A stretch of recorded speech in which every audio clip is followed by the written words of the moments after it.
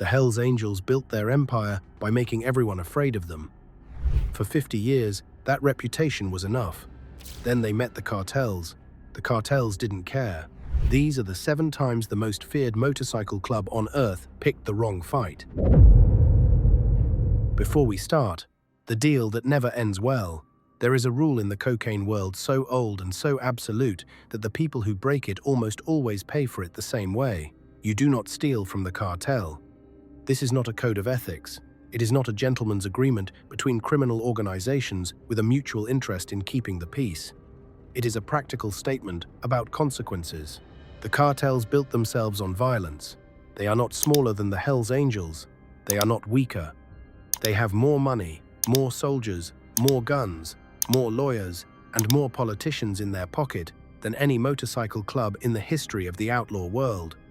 And they operate in countries where the rules are different, where a man can be killed in a gym in front of his wife, in a shopping center at noon, in a parking lot 2 days before Christmas, and the investigation that follows produces nothing, because the people who would conduct it already know who is responsible and have already decided there is nothing to be done about it.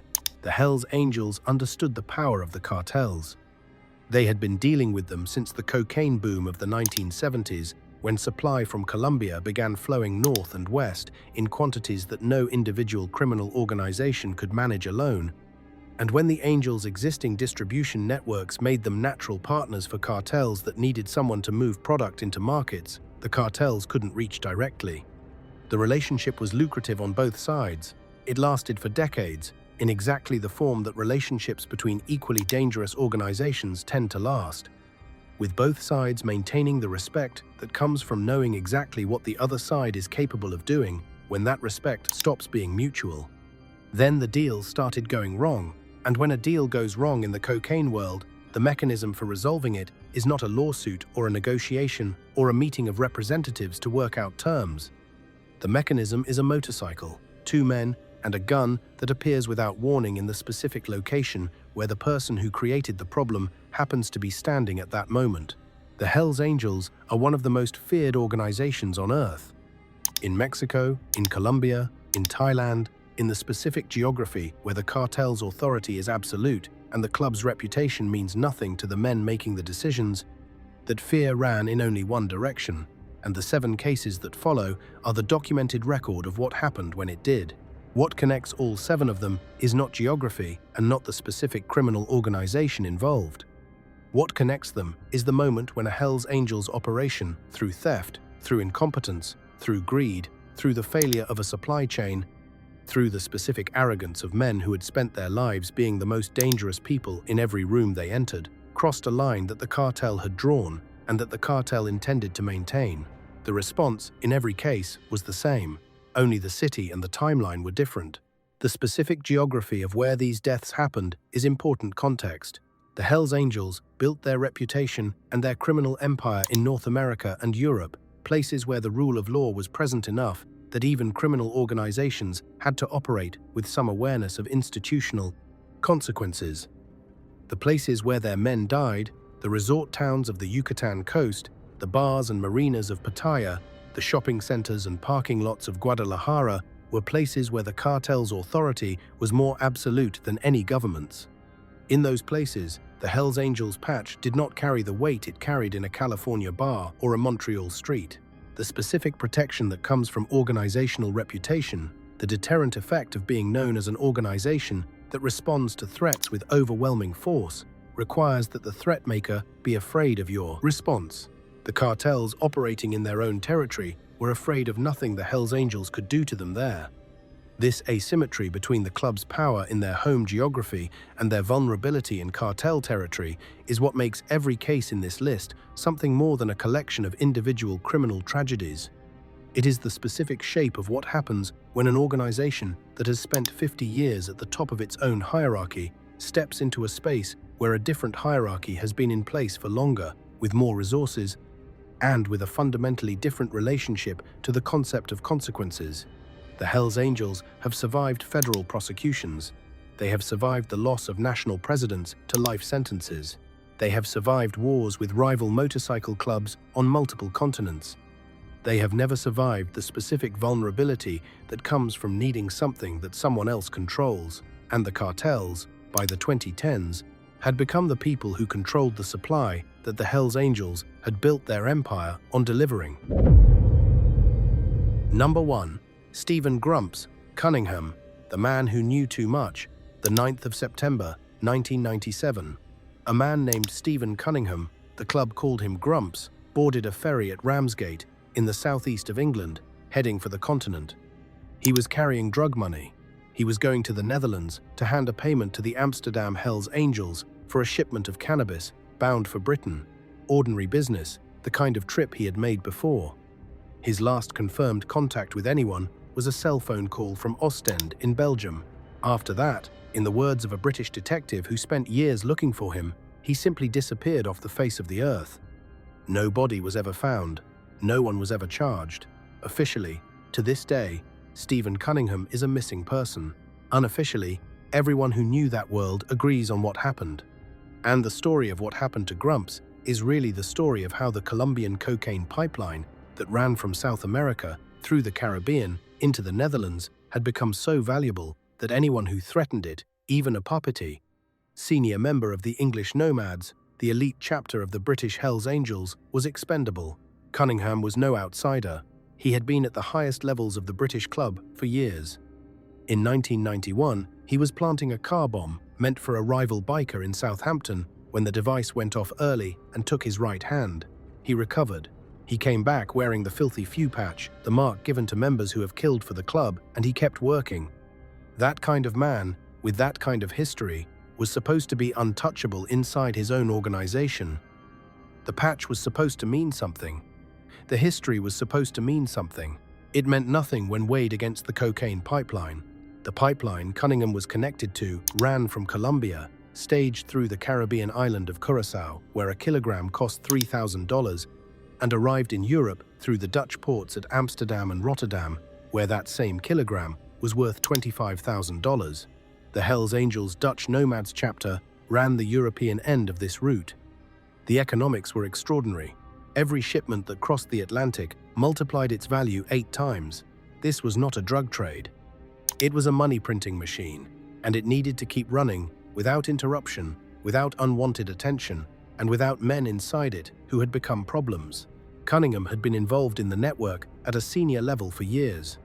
He had knowledge of suppliers, of routes, of people and places, and arrangements that the people running the network could not allow to walk out the door in the hands of a man who had just become an adversary.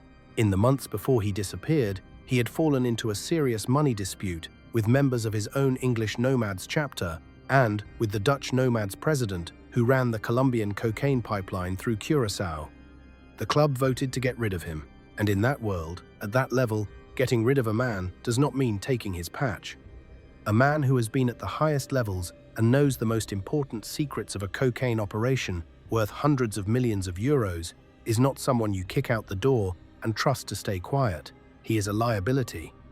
And liabilities, in organizations that have spent decades maintaining the code of silence by any means necessary, are handled permanently. Cunningham made his payment in Belgium and never came back. A source close to the Nomads stated plainly, "Grumps is at the bottom of some canal now. His body is never going to be found. No canal was ever searched. No member ever spoke. The pipeline kept running." And the lesson Cunningham's disappearance communicated to everyone who knew what it meant was as clear as any statement the club could have made. The network was worth more than any single man who worked inside it, even a man who had given his right hand to the club. 7 years later, the man who ran the pipeline that Cunningham had served would die the same way, but killed by his own brothers rather than by someone else's, for the specific crime of stealing from the cartel that the pipeline existed to serve. The specific detail of Cunningham's last confirmed location, a cell phone call from Ostend, Belgium, in September 1997, has the quality of a detail in a novel that signals something important without stating it directly. Ostend is a port city. The payment he was delivering was for cannabis moving between the Netherlands and Britain across a body of water that organized crime organizations have been using as a highway for contraband for as long as such organizations have existed. The Belgian coast is the specific geography where the continent's criminal networks converge, where the Dutch operations and the British operations and the continental European operations intersect in the specific way that geography and criminal economics produce. A man carrying drug money through Ostend was not in neutral territory. He was in the middle of the network that was about to process him. The club's ability to maintain complete silence about what happened to Cunningham for decades afterward is itself a demonstration of the organizational discipline that made the cocaine pipeline so valuable and so resilient. Nobody outside the club has ever established, in a format that would survive legal scrutiny, exactly what happened to him after that phone call from Belgium. No criminal charge has ever been brought. No evidence has ever been publicly produced. A senior member of one of the most elite chapters of the most documented criminal motorcycle organization in the world walked onto a ferry in 1997 and simply ceased to exist as far as the public record is concerned.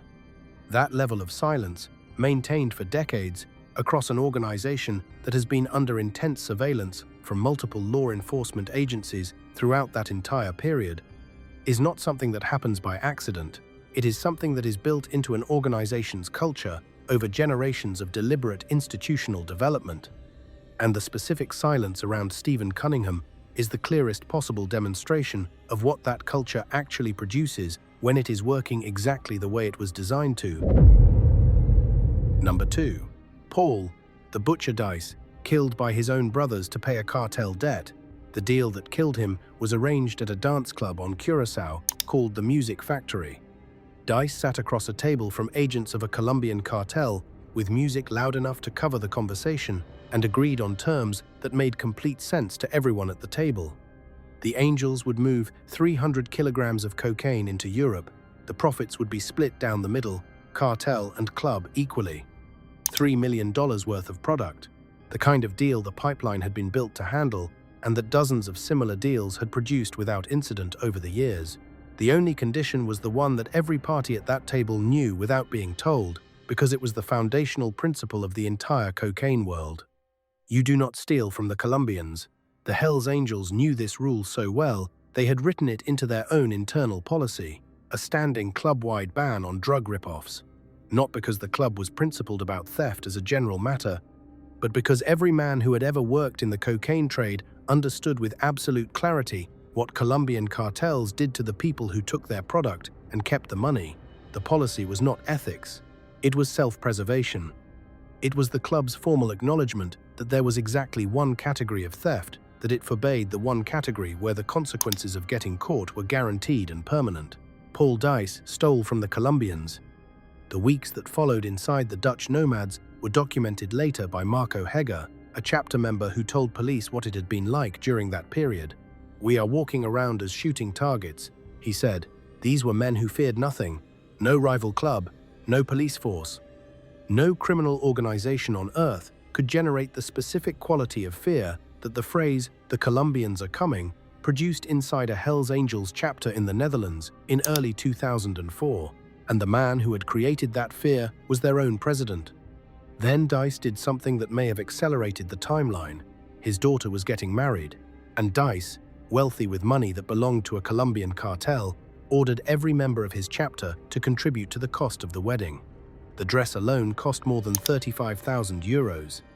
He was charging his brother's men, who were already walking around, waiting for Colombian retribution over his theft, for a celebration funded by the money he had stolen.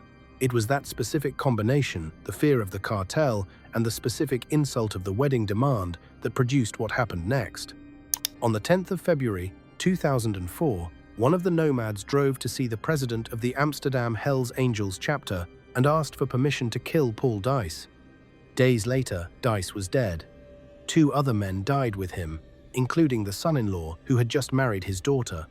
Nobody outside the club has ever fully reconstructed exactly what happened that night, but the specific detail that emerged afterward told its own story. When Dice's mistress went to check the secret house where he kept his money and jewelry, a location no other Hells Angel was supposed to know about, she found the front door still locked and everything inside already gone. The club had killed him and emptied his hiding place before his body was cold. They buried him with full club honors. Hells Angels flew in from across Europe, from the United States, from Australia and New Zealand to stand at the grave. His tombstone was cut with the lightning bolt runes that the club uses to mark a man who died in service to the organization. The performance of grief was comprehensive and convincing, and behind all of it, documented in later testimony, the emotion inside the club was relief. Pure, uncomplicated relief that the man who had made them targets for a Colombian cartel was no longer alive to make it worse. The Dutch state eventually put the nomads on trial for 3 murders. The trial collapsed. Not a single witness broke. Every one of them walked free on appeal in 2007 because no one could prove who had been in the room that night.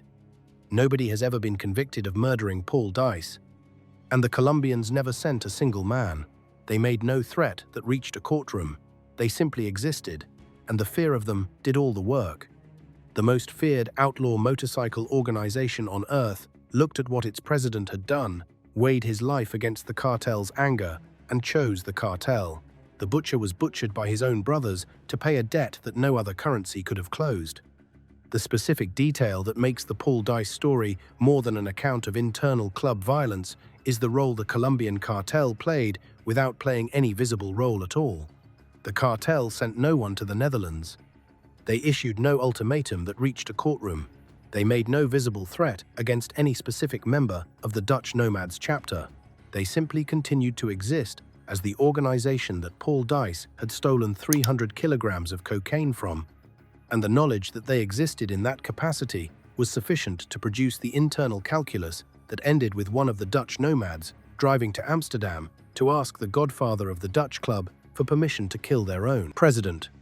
This is the specific mechanism that makes cartel power different from the kind of power that outlaw motorcycle clubs exercise. A rival club that threatens the Hells Angels is a rival that the Angels can respond to directly. They can match the threat, meet the violence with violence, negotiate from a position of comparable organizational strength. A cartel whose presence alone, whose simple existence as the organization, whose 300 kilograms of cocaine now belong to their president's estate rather than their own supply chain, is enough to make men decide that their president must die, is a different kind of threat entirely. It does not require any action on the cartel's part. It requires only that everyone involved understand what the cartel will eventually do if the debt is not resolved, and everyone involved did understand that. The fear was self-executing. Number 3. Gordon Kendall and Jeffrey Ivans, the ones who thought they were safe. A father believed his son was in Mexico building a cattle ranch. That was the story Gordon Kendall had told his family back in Kamloops, British Columbia. A fresh start in the sun, a legitimate business in a country with a lower cost of living and enough space to build something new. It was a reasonable story, and it held until the morning in September 2009 when Mexican news websites published photographs from a crime scene in Puerto Vallarta, 2 men lying in pools of blood beside a vehicle and a gun. That was how Rick Kendall learned what his son had really been doing in Mexico, and that his son was dead. Gordon Kendall was 37 years old. His friend Jeffrey Ivans was with him. Both men were from Kamloops. Both had, according to gang investigators in British Columbia, connections to the drug trade. Ivans, according to a friend who spoke to investigators, had gone to Puerto Vallarta to do excavation and construction work for the Hells Angels. The club later insisted the two were not members. That may even be true, because men like Kendall and Ivans are exactly what the system was designed to produce and to use: small-time contacts sent to deal with the cartels face-to-face, so the senior Hells Angels never had to. If police were watching, they saw nothing. If the cartels turned, it was not a full-patch member who died. It was a young man from Kamloops who had told his father he was building a cattle ranch. The warnings had already been written in blood by the time they arrived. A year before their deaths, in the summer of 2008, 2 members of British Columbia's UN gang, a crew with its own connections to the Hells Angels, were eating lunch at a restaurant in Guadalajara when gunmen walked in and killed them both. Elliot Castaneda and Amit Kawak had made the same bet that Kendall and Ivans were about to make. That being close to the source was worth the risk. They lost it in the middle of a meal. The lesson was in the newspapers for anyone who wanted to read it. Kendall and Ivans went anyway. Friends who saw them before they left Canada said both men seemed nervous and agitated. They left all the same. Puerto Vallarta is genuinely beautiful. Colonial buildings, beaches, 2 million tourists a year. It is also a way station on the pipeline that moves Latin American cocaine north an hour's drive from Guadalajara, where the kingpins of the Mexican drug world keep their homes and their operations. 2 minor players from Kamloops had moved into a town full of some of the most dangerous people on earth and gone into business on their turf. They rode around in a Mercedes, a rented Hummer, and a heavy-duty pickup, living large in a city where the wrong person noticing that level of display is a death sentence. Just after midnight, on the 27th of September 2009, the bill came due outside their poolside condominium. Kendall was walking toward his apartment when 2 men came up to him, calm and unhurried, made easy conversation, and then walked away. A 3rd man came forward and shot him. Ivans ran. 3 men chased him to the pool area, caught him, and shot him down. He had a pistol on him and never got the chance to use it. As both Canadians lay dying, one of the killers walked back and shot each of them again. 4 to 6 men had done the work. They drove away in 2 cars and were never seen again. No arrests were ever made. The Mexican embassy issued a single cold line. The deaths appeared to be a matter of settling scores. An RCMP sergeant, who tracked gang activity in British Columbia, explained afterward what kept pulling men like them south. It had nothing to do with courage. Greed, he said. They get comfortable with dangerous situations, and they forget they are dealing with very, very dangerous people in Mexico. Rick Kendall, who had believed his son was building a legitimate business, offered his own advice to anyone thinking of following the same path into cartel country. Say your goodbyes before you go down there, he said, because there is a very good chance your family is going to hear about your death on television. The killings deterred no one. The money was too large. The men kept coming south, and 9 years later, another Canadian connected to the Hells Angels died the same way in Guadalajara, proving that 2 bodies in a resort town parking lot could not compete with the pull of direct access to cartel-level cocaine supply. The specific vulnerability that men like Kendall and Ivans represented to the Hells Angels' broader organizational strategy was not something the club publicly acknowledged, but investigators tracking the movement of Canadian organized crime figures into Mexico had identified it clearly by the time the 2 men from Kamloops were killed in 2009. The club's insulation strategy, using small-time associates and non-members to make the face-to-face cartel contacts that the full-patch members needed to avoid, worked exactly as designed from a law enforcement perspective. The police saw the associates, not the angels. The documented contacts were between Kendall and Ivans and the cartel, not between the cartel and the men who had sent them. If the police were watching, they watched the wrong people. But the cartel was not watching the same way law enforcement watched. The cartel did not care who held a patch and who didn't. They cared about who was in their territory, doing business on their supply chain, making money from their product, and whether that person had become a problem or represented a risk that needed to be resolved.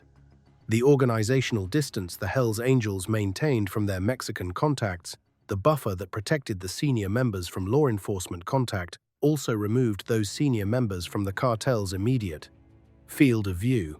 The men in the field, the ones actually present in Puerto Vallarta or Guadalajara, building the relationships and moving the product, were the ones the cartel's assessments fell on.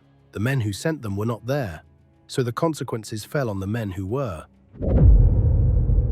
Number 4. Wayne Schneider, the man the Thai network buried in Pattaya. The network that surrounded him did not survive long after he was gone. Luke Cook and his Thai wife were arrested at Bangkok's Suvarnabhumi airport in December 2017, 2 years after the failed drug run, in connection with the half-ton of crystal methamphetamine that had washed ashore on Mae Ramphueng Beach. A Thai court sentenced both of them to death, a sentence that was expected to be commuted to life imprisonment, but a death sentence nevertheless. Antonio Bagnato was convicted of the murder of Wayne Schneider by a Thai court in 2017 and received his own death sentence. 4 members of the Thai Hells Angels chapter were arrested in connection with the investigation that followed. Schneider had been, in the specific language of organized crime, a serious player. He had resources. He had connections. He had the specific kind of operational credibility that comes from years of moving drugs across international lines and knowing who to call in multiple countries to make that movement possible. None of it protected him when he demanded $10 million back from a man who had already lost that money and had no way to return it. The criminal ecosystem of Southeast Asia, where the cartels and the drug networks and the local organized crime organizations operated with the kind of impunity that decades of embedded corruption produce, did not make exceptions based on who you knew or what club you belonged to. It processed disputes the way it processed everything else with finality. The shallow grave in Sattahip was the specific destination that $10 million and a failed drug run produced. A Hells Angels member who had been operating in Thailand for years, who had the resources to set up what looked like a legitimate boat rental business and the connections to arrange a half-ton methamphetamine purchase in international waters, ended up beaten to death in a rented house in a Thai beach resort and buried with no ceremony in a hole in the ground. His killers were caught. His business associates were convicted. The Thai chapter of the Hells Angels was significantly damaged by the investigation that followed, and the drugs, the half-ton of crystal methamphetamine that had started the entire chain of events, were found in feed sacks on a beach, worth nothing to anyone because they had been dumped overboard in a moment of panic when a patrol boat's searchlight found a suspicious yacht in the middle of the night. A $10 million investment washed up in feed sacks. A man who made that investment beaten to death in a suburban Thai house. A business partner's wife on death row in Bangkok. That was the specific arithmetic of what happened when a Hells Angels operation crossed into the drug networks of Southeast Asia, and the deal stopped working. The Pattaya that Wayne Schneider moved through in the years between 2012 and 2015 was a specific and well-documented phenomenon in the geography of international organized crime, a resort town that had been used for decades by criminals from Australia, Europe, North America, and Russia as a base of operations, precisely because of the combination of relative accessibility, established criminal networks, and the specific institutional environment that made certain kinds of activity possible without the level of law enforcement interference that would have constrained those activities at home. Australian organised crime figures with Hells Angels connections had been using Pattaya and the surrounding areas as an operational base since at least the 1990s.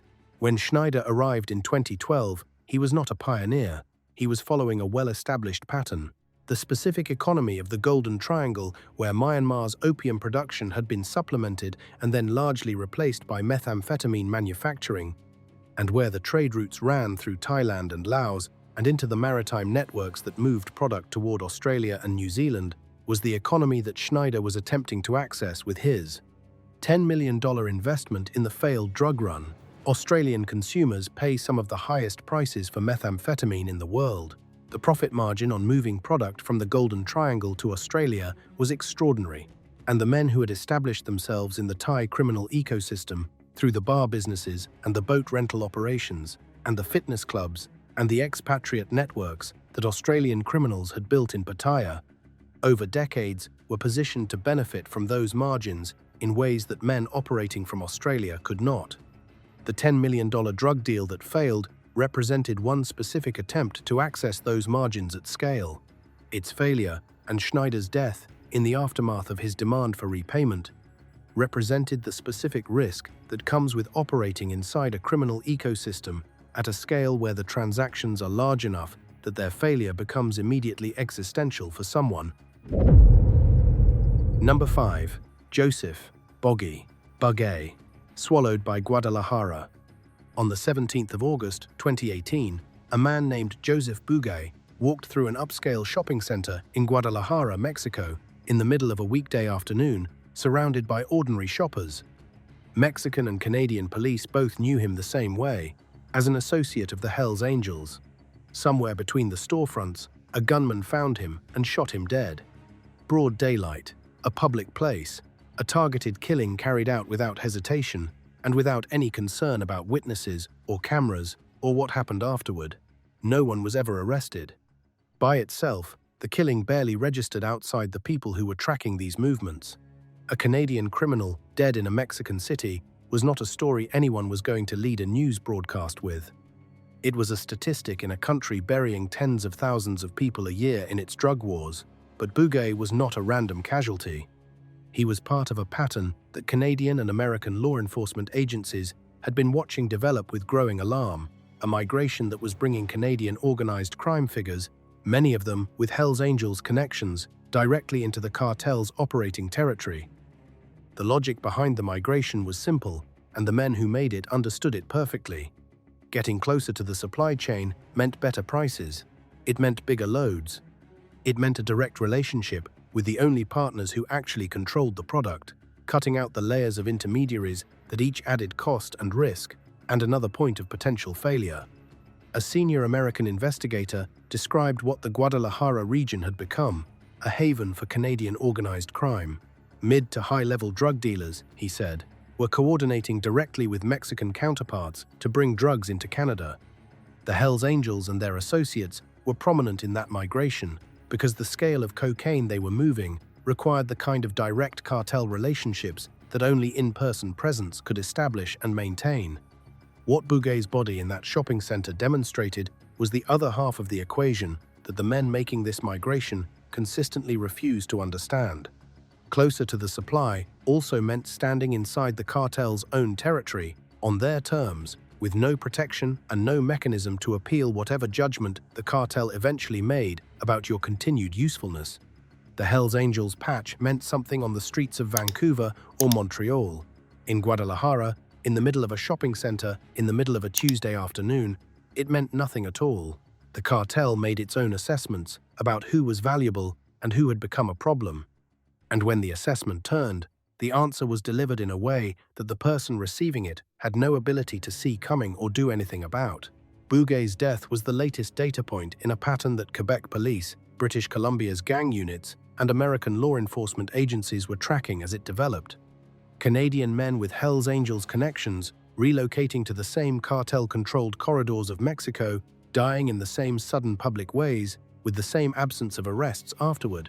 He was not the first. He would not be the last.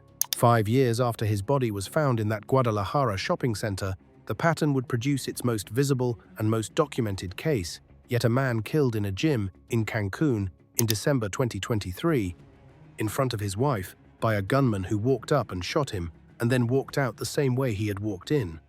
The killing of Joseph Bugay in Guadalajara in 2018 was also the moment when the specific geography of the cartel's response to Hells Angels-connected Canadians began to come into focus for law enforcement agencies on both sides of the border. The Yucatan Peninsula and the broader Mexican Pacific Coast corridor had become, by the late 2010s, a specific destination for Canadian organized crime figures seeking direct cartel access. Puerto Vallarta in the north, Guadalajara inland, then Cancun, and Playa del Carmen on the Caribbean coast to the east. These were the cities where the men with Hells Angels connections were arriving, and these were the cities where they were dying. The cartel's response to their arrival was not uniform, and it was not immediate. Some of the men who came south were useful and remained useful for years. Others created problems quickly. Most fell somewhere in between useful for a period, then assessed differently when circumstances changed or when the specific relationship they represented stopped producing value that outweighed the risk of having a foreign organized crime figure operating in cartel territory. When the assessment changed, the response was the same, regardless of how long the man had been there or how valuable he had previously been. The cartel's patience was not unlimited, but its memory was. And its ability to reach a man in a public place in the middle of a Tuesday afternoon, execute him cleanly, and disappear before any response was possible. That was the specific capability that made every Canadian organized crime figure on the Mexican coastline permanently vulnerable, regardless of what connections they thought they had. Built. Bugay was one data point in a pattern that would become impossible to ignore over the 5 years after his death. The men who came after him knew what had happened to him. They came anyway. Number 6. Sami Tamuro, shot in the gym in Cancun. The 13th of December, 2023. Sami Tamuro was doing his workout at a gym in Cancun, Mexico, with his wife nearby. He was 37 years old, a Montrealer, a man who had spent his entire adult life inside the Hells Angels machine. and who had come to Mexico to rebuild the drug business that a major police operation had disrupted at home. A gunman walked up to him inside the gym and shot him dead at point-blank range in front of his wife, and walked out through the same door he had come in. The state prosecutor's office confirmed the killing and noted with bureaucratic flatness that the dead man had a criminal record in Canada. No one was ever arrested. In Montreal, they knew Tamuro by the nickname Solier. He had been a member of the Dark Souls Motorcycle Club, a support gang for the Hells Angels in Quebec, wired directly into the club's cocaine distribution network. An informant later testified in a case built against a Hells Angels leader about how Tamuro had been brought into a Montreal cocaine operation as a man who could reach street-level dealers. Within a year of his joining the network, it was moving 3 kilograms of cocaine a month across 3 sections of the city, supplied by a full-patch Hells Angel at the top of the chain.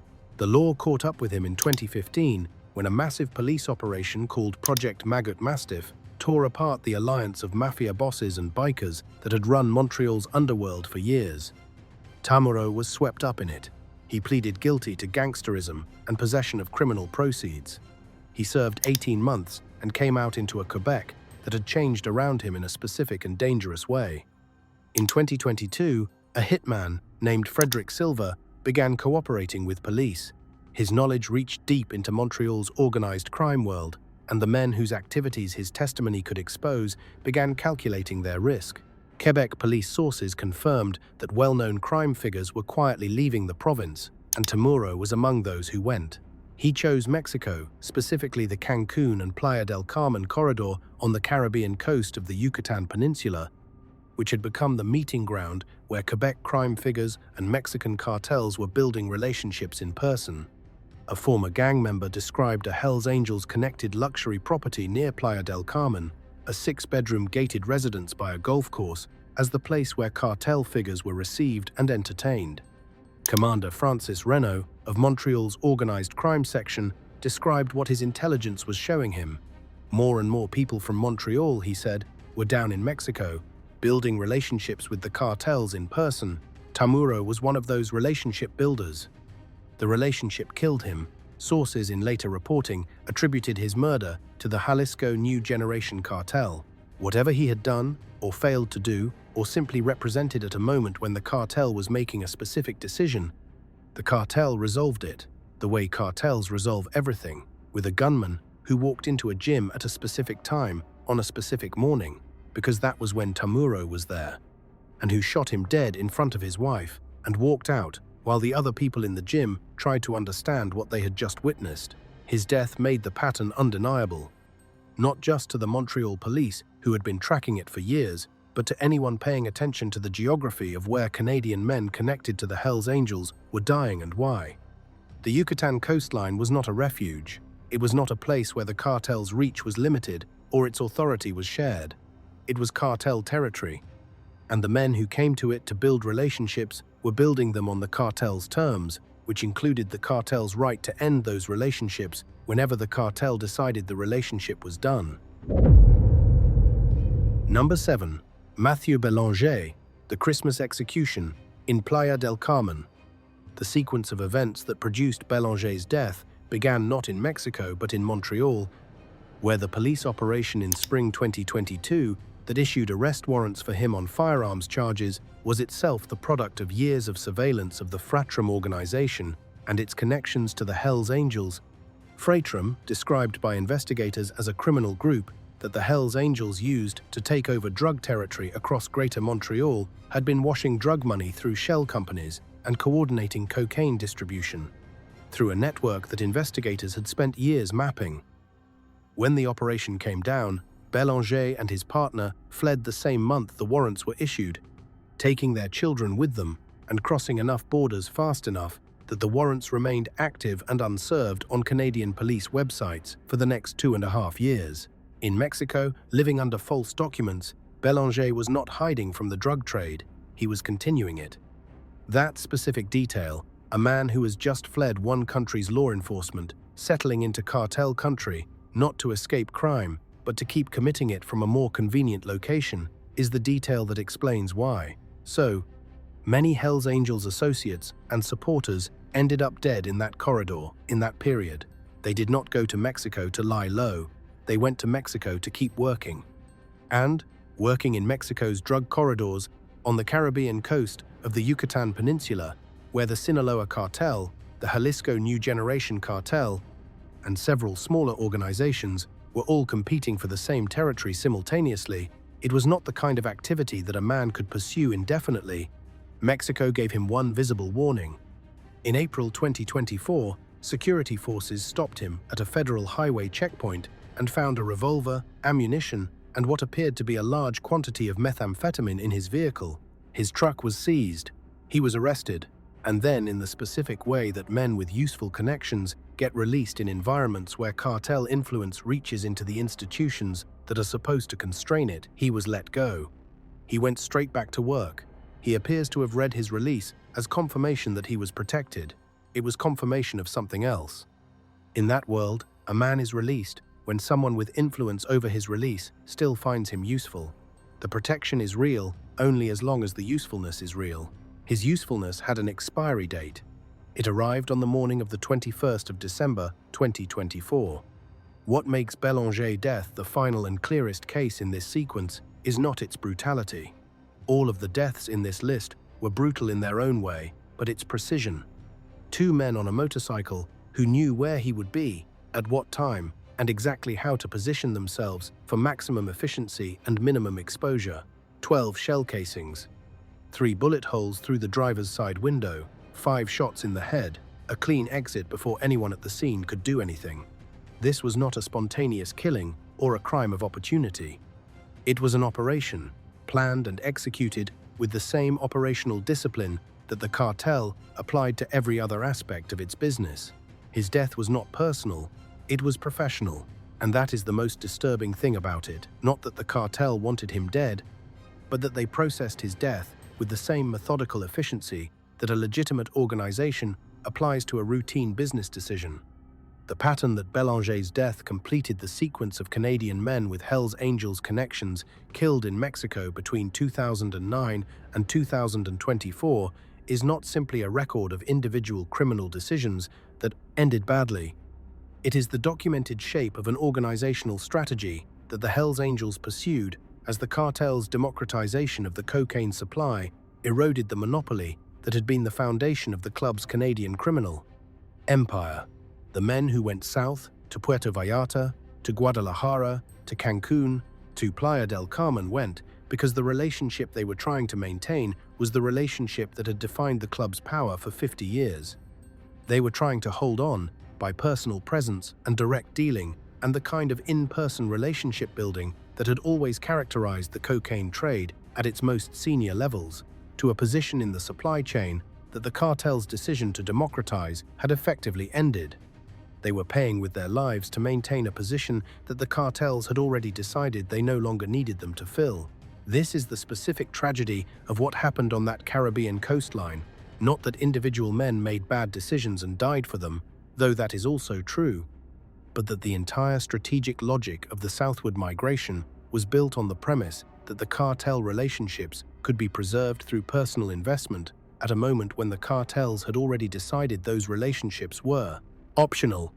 The men who flew south to build relationships with the cartels were building relationships with organizations that had already built equivalent or better relationships with the men who were replacing the Hells Angels in the Canadian drug market.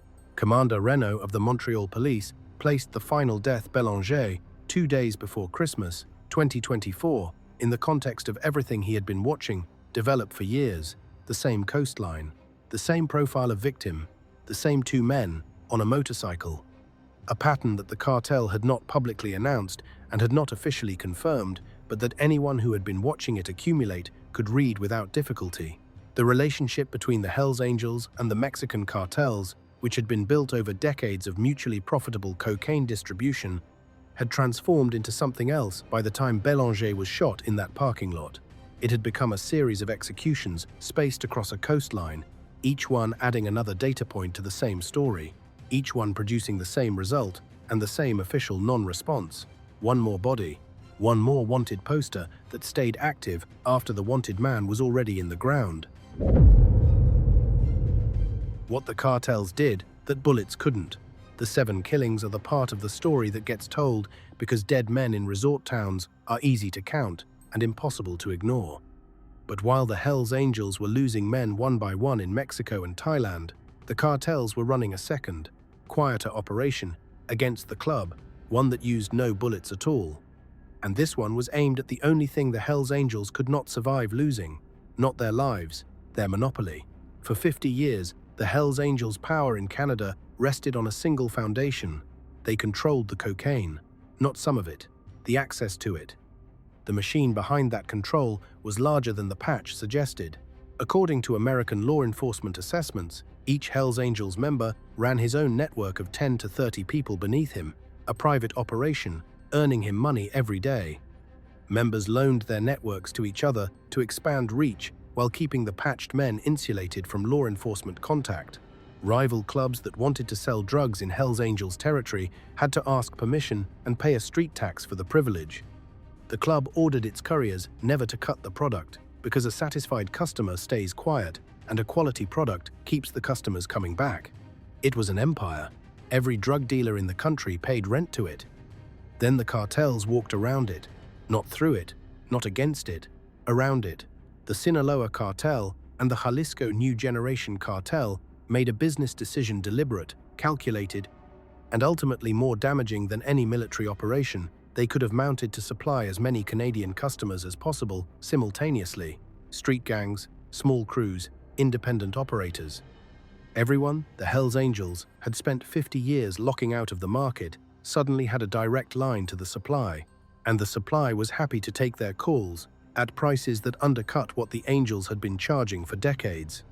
Chief Inspector Michel Patenaud of Quebec's provincial police described what the cartels had done with one word: democratized. Where once an organization needed expert connections and established relationships just to import a kilogram of cocaine, the cartels made the supply available to anyone who could pay for it.